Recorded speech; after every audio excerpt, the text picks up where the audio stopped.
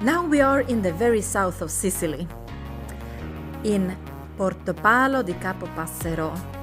And it's not a secret, this is one of my favorite areas in Sicily, the very, very south. And this is a small village with about 4,000 inhabitants.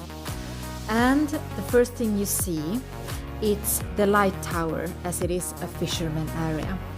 And first of the highlights is the south part, where you first find the Tonnara and also the Tafuri Castle. The Tonnara is abandoned, but it was constructed in a way where the sea water pushed the tuna fish into the Tonnara, and this way it was so easy for the fishermen to capture the fish.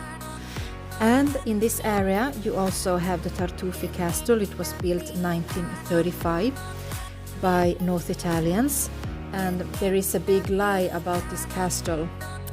People like to say that it's the race driver Schumacher, I can't pronounce his name, that is the owner, but that's a lie.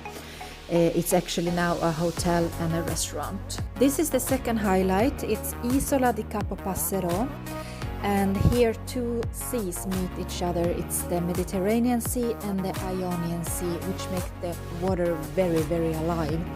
And here also you find the old fishermen's houses by the beach that they now rent to the tourists. And this island has an old fort from the 1600s, but today it's abandoned.